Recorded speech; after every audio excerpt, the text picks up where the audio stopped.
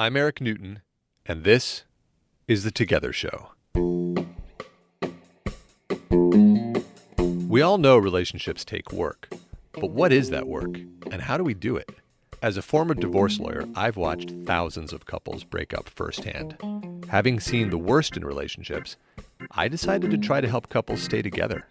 So on this show, we talk to real couples and find out what love really looks like.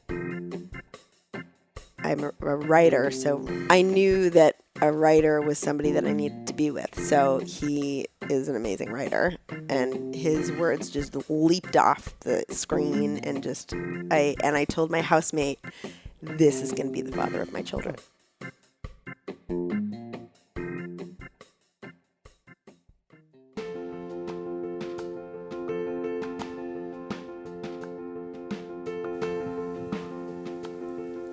Welcome to the show, everyone. Thanks for listening. This week's episodes are about choosing romance and creating partnership rather than simply finding those things. Now, there's an idea out there that we all live with to some degree that love is something that just happens to us, that happy and successful relationships are out there in the universe, but that they have to find us somehow.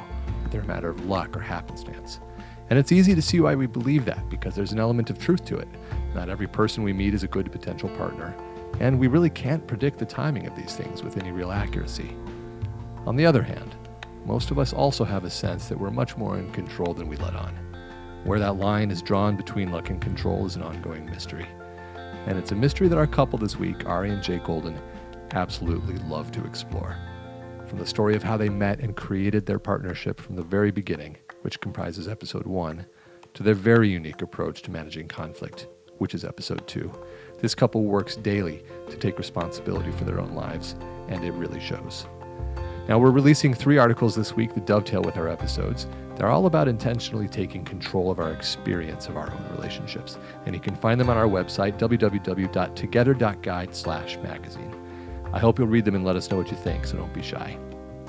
Now, with that, let's go to part 1 of our interview with Ahri and Jay Golden.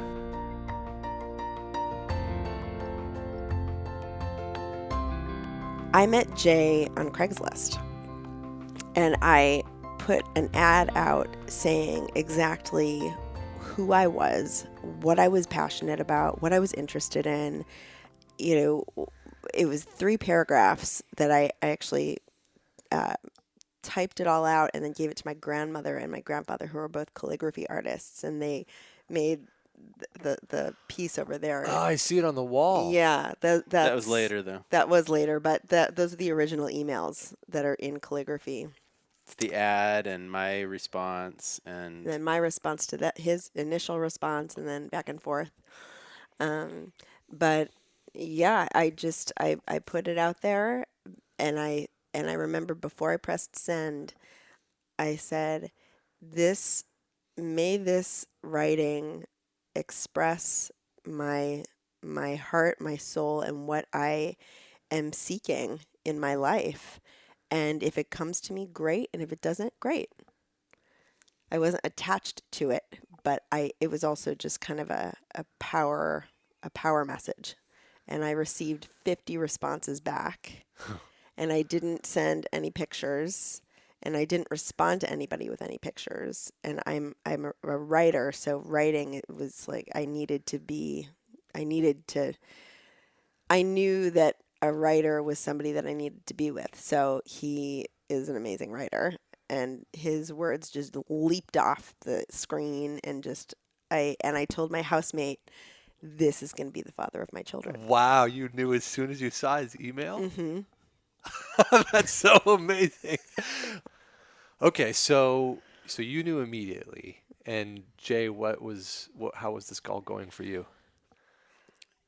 so I had also returned from a pretty big journey. I had been traveling across the country for 6 months post 9/11, kind of exploring the country and looking for stories of people, and came back to San Francisco and just decided I just couldn't live there anymore. I'd been there for 6 years before that, and it was time was up, and so I went on Craigslist and I typed in treehouse and found this place up in the woods in Mill Valley, and that I ended up moving to, and living there. And after about a month of kind of just recovering and collecting myself, I felt like it was time to go back on Craigslist and basically find my partner.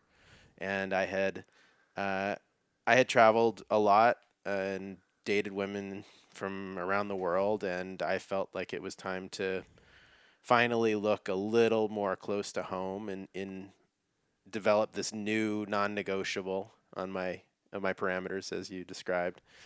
And so I typed in Jewish, which was something I'd never really put on my non-negotiable list. It kind of just tipped right in, and basically as soon as I did that, this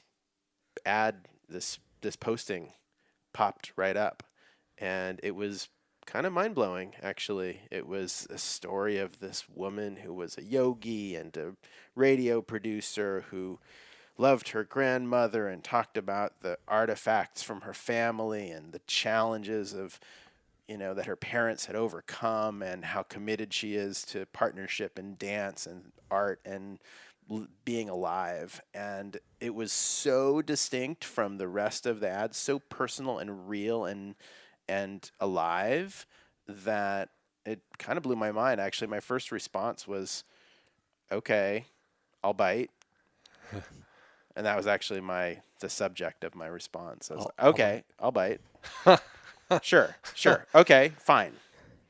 And I did, and I wrote back. She said, tell me of your dreams, of who you are, of the essence of who you are. And I said, all right, here's my deal. Here's who I am. Here's the wonders and challenges that I'm facing in my life, and I'm interested.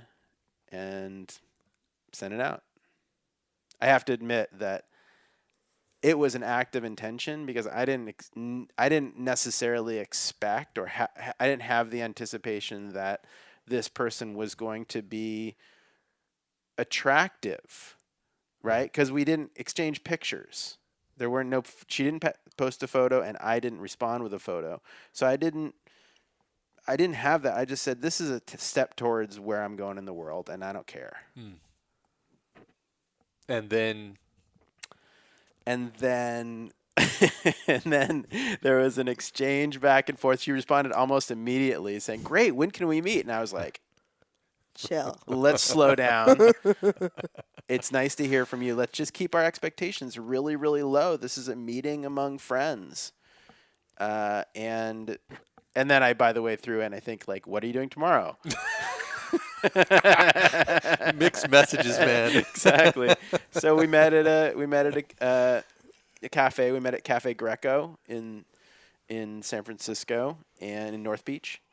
And yeah, it was a funny thing, because I had actually been. I realized as I approached this cafe that, having not sent pictures and having not talked about what we looked like, how are you going to find each other? Exactly. So I was just thinking, well, the woman who's alone, who's looking like someone they're waiting for someone. Right. But of course, there were several of those women in Cafe Greco, and I went up to one and I said, Ahri? And she kind of looked, she had like dark curly hair, and she looked at me and she's like, ¿Cómo? You're like, no, not Jewish. I was like, okay, this is funny.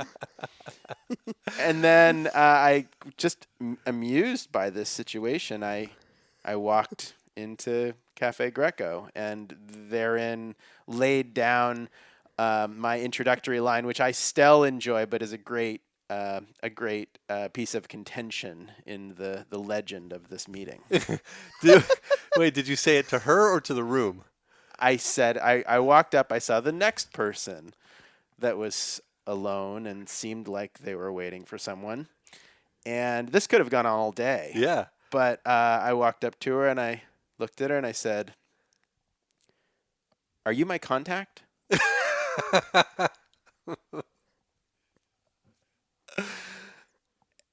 And she still hates that line, but I thought it was hilarious.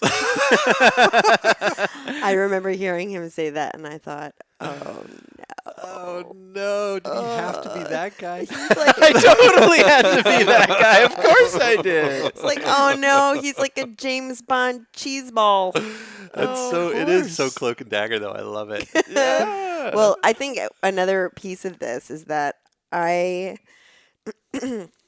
I was in a kind of androgynous phase. So I cut my hair super, super short and I had on my glasses and I had on I had a bobby pin that was like keeping my hair matted to my head and I had on kind of a baggy shirt and baggy pants and was dressing down on purpose Yeah. because when I was younger, I had this big mane of blonde hair, and I was very kind of just externally uh, just worked to be attractive. You know, it was like very much a lot of makeup and nails and the whole thing.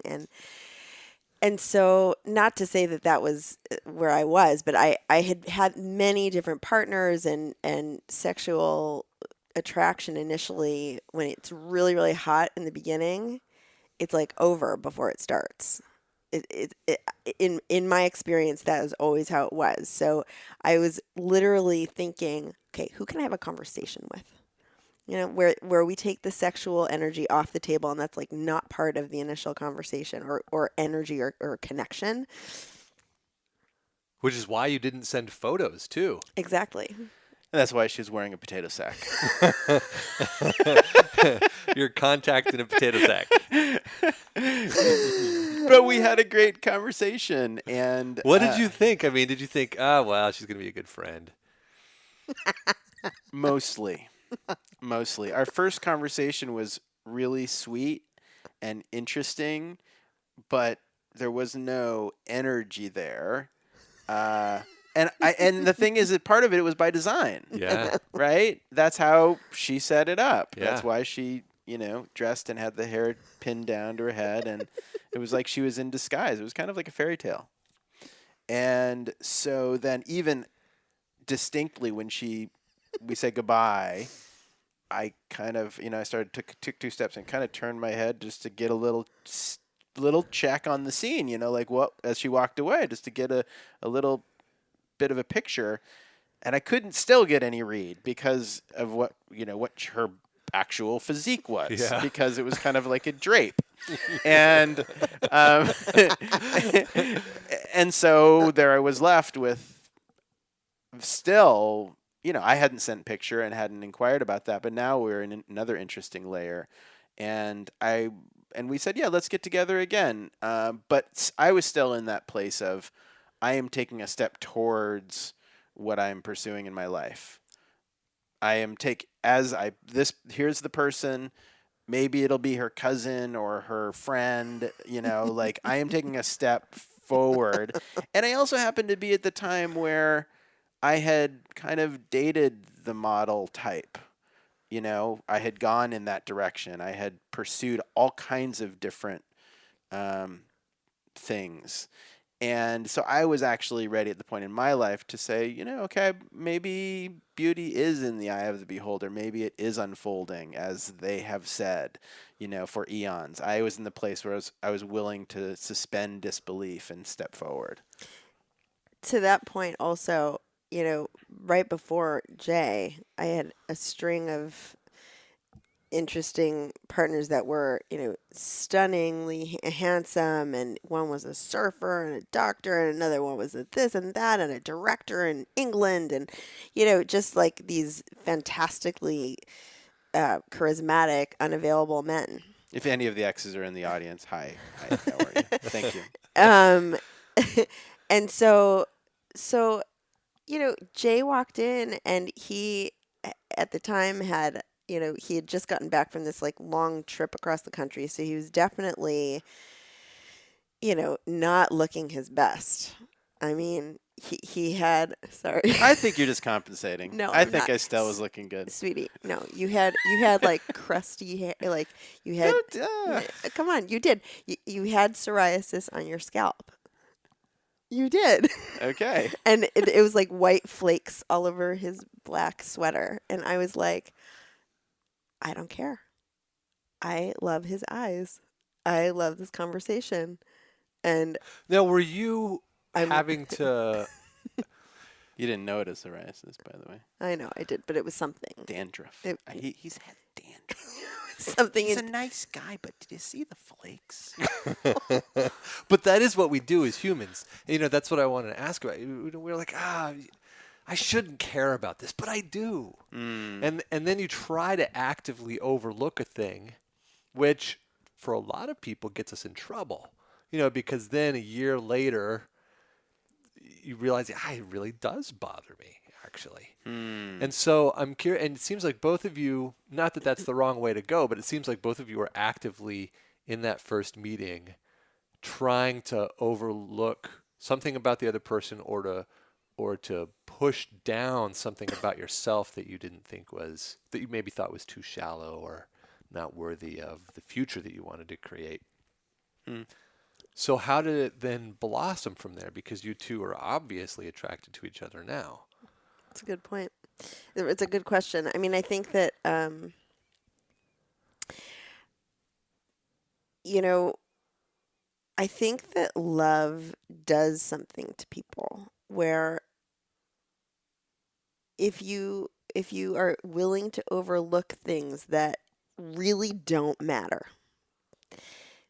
And I say that, I say that because the quality of his writing and the quality of his intention for his life was so attractive to me. It like superseded anything external. And so I was willing to take a leap of faith and, say to myself, skin can heal. You know, hair can grow. Um, and I just trusted that. I think because I had been so drawn to the physical before and knew that it was smoke and mirrors from experience and from heart shatter, that I was willing to not care about it because what I really was looking for was the person, the integrity of the person, and that it's a choice to say yes to somebody, that it's a choice to say, okay, I'm going to choose this person to love and to grow with. And it's going to be imperfect and it's going to be messy and it's going to be painful, but we have a shared vision of what we want in our lives, and that is golden. And you couldn't have known all of that from that first writing, I- or Yeah, could you have? I think he's talking about something kind of specific. Like in that moment, there we were. Here's the guy with dandruff and the woman who looks like kind of pretty, like masculine and strong with like hair pinned down to her head. And I think what you're asking is how do you How do you get hold? past it? Yeah, how do you hold these pieces and not make it like a Seinfeld episode where you're the close talker. It's just like here she is. She's talking close. Yeah, she's hot and she's interesting, but she's talking so close. Yeah. It's so I think that's kind of the question, which is because those things do. How can you be present to some things that you're not certain of and maybe even slightly repelled by, so you can hold the bigger picture and take a step forward. And I think that's a practice. Specifically for me, that was part of what I was contemplating. And I said, okay, well, there's not that, wow, here we are, the mountains are singing, the Italian waiter comes and sings a song. No, it's, wow, you're interesting. Here you are. Okay, great. So do we take a step forward? And I actually suggest that we talk about this because we have a lot of friends we talk about with their relationships, maybe less now, but certainly over the years. And they're often comes, I don't know if I was attracted to them, or, we, the sex wasn't that good on the first date, and or whatever they say. And the question that I think we're always asking is, okay, well, how can you take a step forward? I mean, the first date is a whole nother topic, but just they, the Yeah. person had a little bit of a funny smile, and I don't know if I want to call them again. Well, what about it when it's even deeper than that? That something I hear from a lot of people these days is a refrain like, I really like him or her a lot. I feel like they're grounded and a good human, and I could probably spend my life happily with them, but there is no sexual passion at all. And then they're caught between this idea that they should, on one hand, be pursuing sexual passion, but should, on the other hand, be pursuing grounded familial feelings with a potential partner. And they don't know where to go. What do you say to that? I think there's a husband and there's a boyfriend. And I think that that is about sexual passion. That's the hot stuff up front. And then it fizzles out relatively quickly. It doesn't have the stamina to really withstand life. Or it burns out. Husband, different category. Husband, when I met Jay, I felt like I came home. And that does not mean that he has like some of the best aspects of my dad, but he's not my dad. But something about Jay felt like, okay, I'm safe to grow with this person. And sexual passion has definitely been, it's been a part of our relationship, but it's a sliver of the whole spectrum of what we go through and experience in our lives. So I think that, we live in a culture where sexuality is so pervasive and such a focus of what connection is. But I really think that's a myth. And I think that that's something that, the movies say, and it's like there's something wrong with you if you feel like completely not sexually interested for a while. Like it comes and goes, and it comes in waves. Sometimes if we I don't know. I mean, I think Well, I don't want to get into TMI too much. yeah, but I we're there. no, but I think that, the honest truth is that sex was not so great for a while. Well, there was no sex for a while. Well, that's true, because I told him that. I think that's the key. It's true. I actually told him that, I was just really clear that I did not want to have sex with him.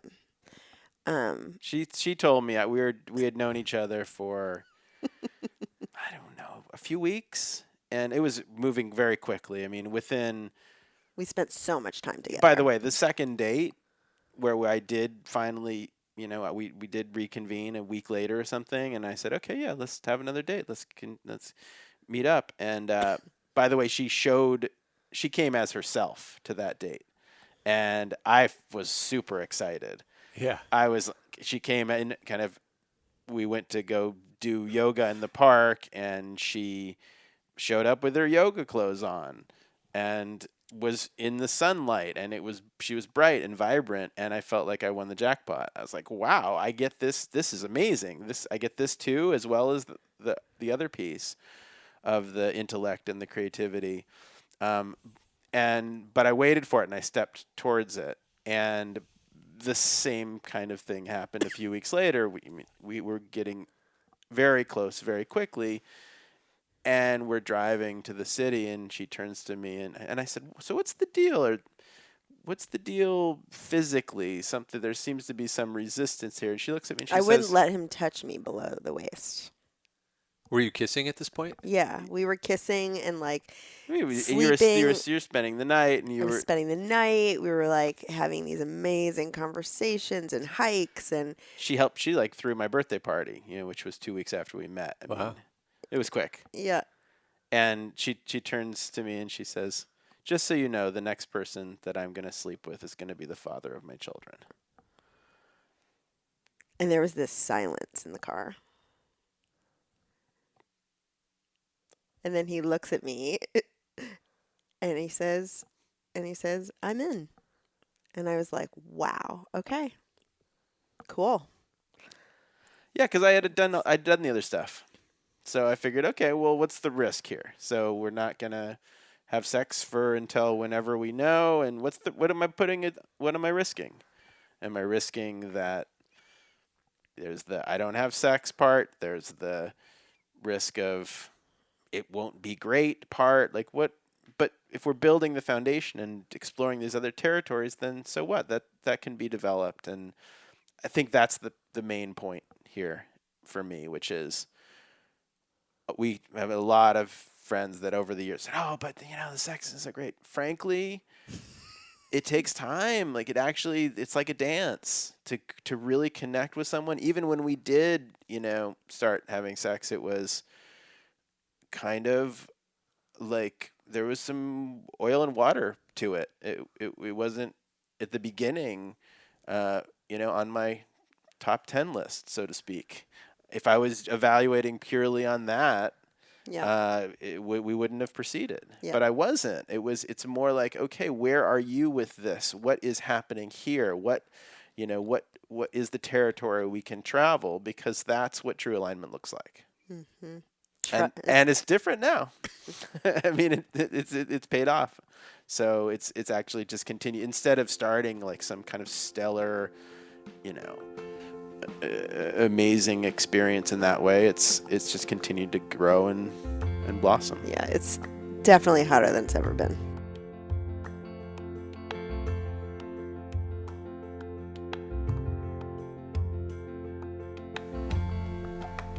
Well, that's it for part 1 of our Ahri and Jay interview, folks. Thanks for listening.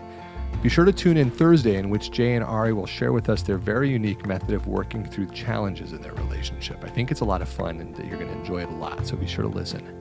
You can learn more about Ahri and Jay at Ahri's website, which is ahrigolden.com. That's AHRIGOLDEN.com.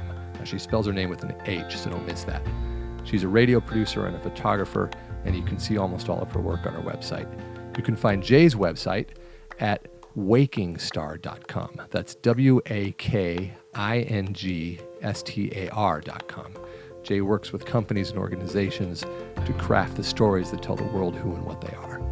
And I'm going to put both of those links in the show notes in case you missed them here. If you liked what you heard on our show today, please subscribe to us on iTunes. It makes a big difference when you do that. Please also consider donating to our Patreon campaign. You can find that at patreon.com/together. We're on a mission to crush shame, as you may know, and every penny really helps at this stage. If you have any questions or comments, or if you'd like to be on the show, please reach out to us via one of our platforms. You can find our website at www.together.guide. Our Facebook page is facebook.com/togethershow. Twitter and Instagram are both at together_show, or you can email me at host@together.guide. Our producer is Charlene Goto. Our web designer is Courtney Wena. Our art director and my one and only is Aubrey Pick. I love you, honey. I wish you were here with me. Thanks once again to my guests, Ahri and Jay. Guys, I really love your house. Let's have a party. That's all for today, folks. See you next time.